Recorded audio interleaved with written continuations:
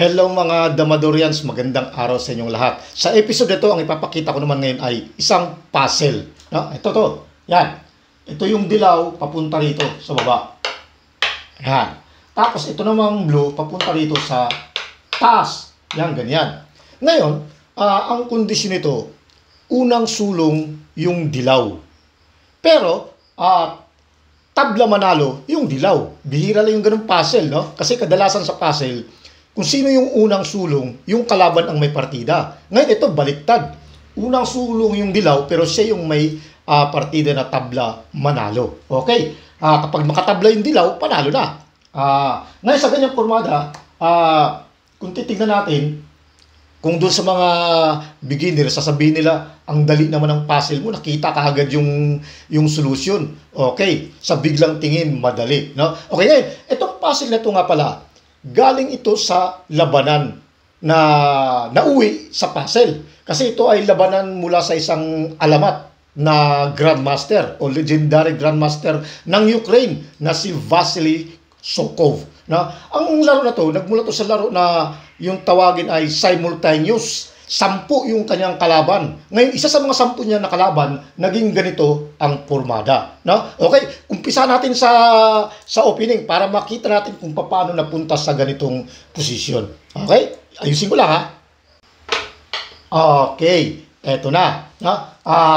Pero bago ako magsimula, kasi meron tayong mga viewers na ayaw ng daldalan. Pinapasiuna ko lang ha, baka maboring kayo. Sa episode na to, hindi muna ako magbablog ng dama. Makikipagdaldalan lang ako. Kaya baka maboring kayo, pwede na kayong munang lumipat ng ibang channel. Kasi puro daldal lang ang gagawin ko. Okay, simulan na natin. Ang daldalan, dama-daldalan. Itong dilaw ang sa kalaban.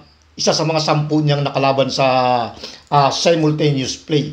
Pagkatapos itong blue, ito yung kay alamat. Okay, legendary Grandmaster Vasily Sokov. Unang sulong yung kalaban. Okay, alam nyo, yung simultaneous na laban, kadalasan kapag ganyan ang laro, simultaneous, ibig sabihin, mga mahihina yung kalaban. Hindi pa ako nakakita ng simultaneous na yung naging kalaban mo, ka-level mo lang. Kasi kapag halimbawa puro Grandmaster ang kalaban mo, tapos simultaneous, dun pa lang isa-isa, basag na utak mo. Kaya sa kanilang laro, siyempre, dahil 10 yung kalaban niya, natural lang na puro nga mahihina ang kalaban. Ngayon dito, doble yung partida.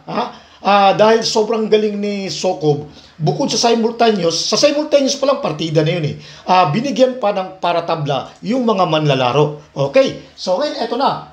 Itong dilaw ang sa kalaban. Itong blue ang kay Sokov. Unang tira yung kalaban. Tumira ng 115. Yan. Pagkatapos pinakaina kagad dahil pumumahina. Kadalasan kasi sa tingin natin, pagka pinakain kagad, mahina yung opening Pero ito, ginawa ni Sokov, pinakain kagad, mahina yung kalaban.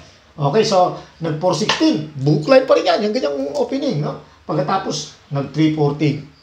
Okay, merong takip, merong tabi, ang ginawa, tinabi. Yun ang pinili niya. Nag-95, bookline pa rin yan. Kadalasan sa ganyang formada, kapag nag-95, kung hindi nag-54, mag-2214. Pero ang ginawa nitong kalaban, nag-5-1. Okay.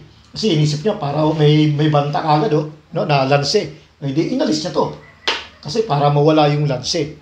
Ngayon, ang ginawa naman ng kalaban, pinakainan kagad. Kasi iniisip ng kalaban na gusto niya sirain din sa bookline. Dahil kapag nasira na sa bookline, edi kahit paano, mag-iisip yung Grandmaster. O yan, pakain, tumira, tira ngayon ng blue. Nung pagkatapos kumain ng 8-14, itinabi niya rito. Yan. Pagkatapos nung tinabi niya, nagpakain dito. Nagpakain pa, tinirang ganon, kumain dito. Yan. Pagkakain, pwede namang sayangin. Kaya pag sinayang kasi, sasahurin lang, no? Okay. Pag sinayang dito, iiwas lang. Okay, so ang ginawa muna ni Sokob, tiniran mo muna ng 2-14. Okay, hindi naman niya pwedeng sayangin niya kasi may sabay, malulugi ng isa. No? Kaya, ang ginawa, balik ko lang ang ginawa, itinabi muna dito. Yan, ginanyan muna. Pagkatabi, tinira naman ngayon to ni Sokob. Nag-7-2 naman siya. Pag 7-2, siyempre, pagka ginanon, hindi ipapakain lang. Wala, balance lang, no? Walang lugi. Okay, balik ko lang Pero ang ginawa nung kalaban, pinakainan niya kagad dito. Yan. Pagkakain ng ganon, tumira ngayon dito. Yan. Andiyan na ngayon sa kumain ng 6-14. So, ang ginawa ngayon ni Sokob, tinira niya ngayon ito ng 2-14. Siyempre, hindi naman pwede sayangin niya kasi iiwas lang yan. O malulugian ng isa. No? May mababahaw. Balik ko lang Okay. Ang ginawa ngayon nung kalaban, nag 14-16. Yan. Talagang gusto niyang basagin. Kumbaga, gusto niya practical talaga para mawala sa bookline. Kasi pag sinayang ka naman, di sasabayan lang dito. Di ang luwag na, no? Hindi ginawa ni Sokob, hindi niya sinayang. Ang ginawa niya, nag-12-7 muna siya. Yan. Di ngayon, siyempre, dahil walang depensa to, tinira tong 7-3 para madepensahan to. Di ngayon, saka ngayon sinayang. Pagkasayang, pwede rin naman sumabay dito. Bawi lang, kaya lang baka maposisyonan, inisip niya mahabang bilangan. Kaya ang ginawa, tinakpan na lang dito nung kalaban. Yan, tinakpan niya. Ngayon, pagtira nung kalaban yung pagtak dito, ito naman yung tinira ni Sokob. Nag-115 siya. Yan. So, nung mag-115 na, dyan na nagsimula na nagkaroon na ng plano yung kalaban. Sabi niya, mukhang maganda na yung posisyon na to. Bukas din dito, bukas dito. Ito ngayon ang paplanuhin ng kadalasan siyempre pag naglalaro ka, pag may nabuksan ng damahan, yan ang pinaplano mo kung paano ka makakapasok dito. Kaya mag-iisip ka na kagad ng lanse. Di yung ginawa, tinira to nung kalaban, no? Tinira dito, 12-7. Kasi inisip niya, baka mag 14-15, hindi pakakainan niya kagad. Inisip niya, posisyon na siya. Ngayon, kasi pwede namang ganyan, pwede namang pakain to. Ang nangyari, nasunod yung nasa isip ng kalaban, ito nga ang tinira. Ganyan talaga yung naitira. Sabi niya, siguro sa isip ng kalaban, umaayon doon sa gusto ko di pinakainan niya ngayon.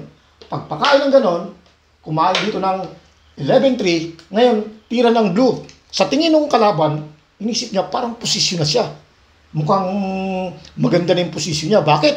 Kasi kapag halimbawa, tinira to, malalansi si Sokob, papakain to, pagkatapos si gaganon. Tapos ipapakain to, yan, tapos gaganyan, no? Pagkain, dadama dito. No? Balik ko lang, Okay. So, ganun ang naging nasa isip niya sa ganyang posisyon. Okay, balik ko lang to, Yan. Kapag ito naman ang tinira, ganun pa rin. Lalansihin pa rin yan. Gaganon siya, pagkatapos, papakain, dadama dito. No? Okay, balik ko lang ulit, Yan. Ngayon, kapag halimbawa, ito naman ang tinira, ganun pa rin. Papakain pa rin to. Ito muna, papakain pa to. Pagkatapos, gaganon. Yan, tapos saka papakain to.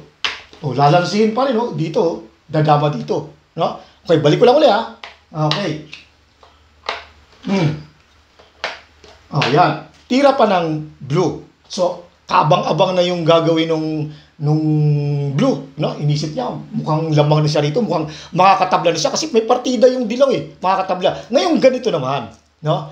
Gaya ng katulad nung sinasabi ni Joy Pagadian sa kanyang vlog, na kapag magaling ang kalaban, kapag ka-level niya, para yung mga Grandmaster, hindi niya titirahan ng kung ano-ano yung kalaban. Pero pagka mahina ang kalaban, tumitira siya ng tirang patalo. No? Na kumbaga, sabi nga niya, pag nakita niya, edi panalo yung kalaban. Pero pag hindi niya nakita, di siya yung lalamang. Ganon din ang ginawa ni Sokob. Sa kanyang pormada kasi, nakita niya yung posisyon. Mukhang ang ganda nga ng posisyon nung kalaban, mukhang matatalo na siya. Kaya ang ginawa niya, ganun din ang ginawa niya. Isusugal niya na. Kasi kung titingnan yan, sa ganyang posisyon, tabla na talaga yan kung gugustuhin. No? Tabla na yan. Dahil pwedeng magpakain, atras, maluwag na. Okay, so ang ginawa niya, ganun eh, marka bahala na rin. So, total, inisip niya, baka hindi makita yung tamang tira. No? Mananalo pa siya. Kaya ang ginawa ni tinira ito ni Sokob, nag-A3 siya. Ayan na. So, tuwang-tuwa, napasigaw pa yung ayon dun sa na-research ko no? Sabing ganun sa na-research ko, napasigaw daw sa tuwa yung kalaro. Sabing ganun, sa wakas, naisahan ko rin yung alamat. Sabing ganun, na malalansi ko siya, mananalo na ako. So, ang ginawa niya, pinakain niya to. Yan, talagang nilansi talaga. No? Alam ka namang ito yung pagkakain, no? Tatatlo, dadama rito. No? Okay, balik ko lang ha. So, nung pinakain, syempre, ito yung pangkakain. Yan. O di, syempre, ano pang gagawin? Lalansin mo talaga, papakain to. Yan, ganyan, no? Tapos ganyan na mangyayari. O di, dama na ito. Yan. Pagkadama, ito nang pinakain. Yan. Pagkatapos pinakain dito, ito na ngayon ha, teka muna ha, balik ko muna. Okay, balik muna natin sa posisyon. Ito. Ayan na yung puzzle, no? Yung pinakita ko sa umpisa. O, yan, tingnan yung maigi, oh.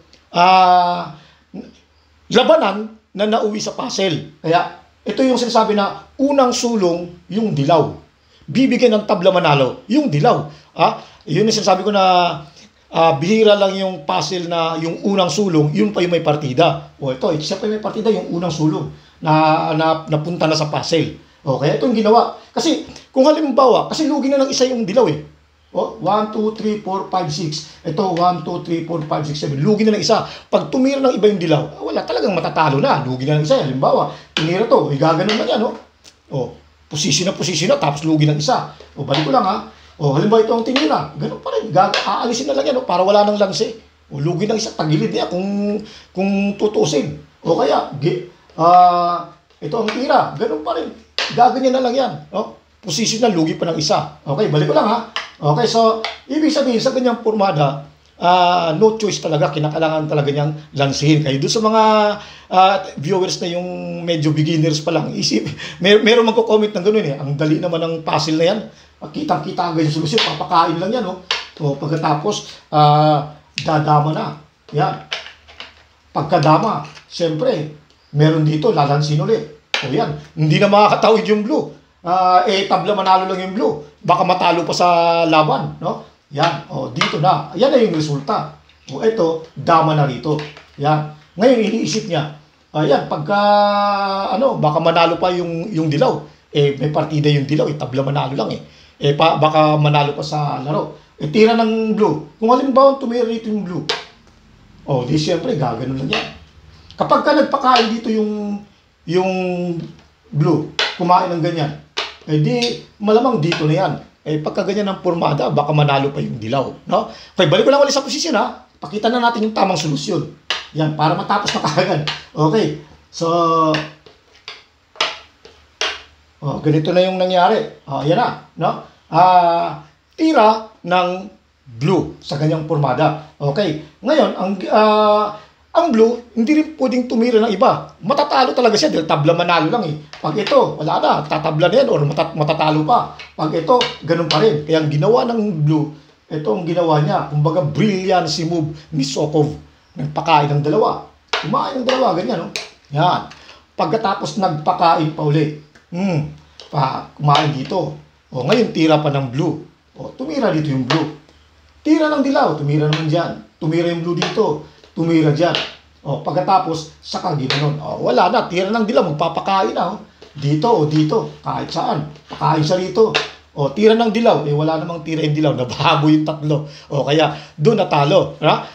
Nauna yung tuwa, nawala yung tuwa ng player. Sabi niya, napaaga yung tuwa niya. Okay? So, hanggang dyan na lang muna tayo. Nagpakita lang ako ng isang isang puzzle na galing sa Ukraine. Okay, so bago tayo magpaalam, shout out muna. Okay, shout out muna natin itong mga YouTuber, gaya nitong mga magagaling na Dama vlogger tulad nitong sina Coron Dama TV. Dodo Muslim TV Vlog. Yes. Dama Maestro. Okay. Pinoy Dama Channel. Yes. Larry Dama PG. At ang ating legendary grandmaster na si Boy Dalaget. Yun, subscribe natin sila. Dito naman kay Salyaw Nardito Jr. Alan Lungay. Yes. Michael Magadia. Alright. Vincent Alindahaw. Ruben Morada. Yes. Marcial Rosel ng Imos Cavite. Dito naman kay Juven Tagulimot ng Taguluan. Alright. Yours Lacerna. Lijoy Abdon. Ruben Gaong ng Tagum, Davao. Alright. Francisco Katingan ng Saudi Arabia. Okay. Vanessa Andong. Yes. Dito naman kay DX Luna ng Talisay, Cebu. Ray Caparas. Yun. Gilbert Ino. Gilbert Respecio. Alright. Oscar Amaki ng Panglao, Bohol. At Jason Lumiares alias Jay White ng Manila. Okay, maraming salamat sa inyong oras. Hanggang sa muli.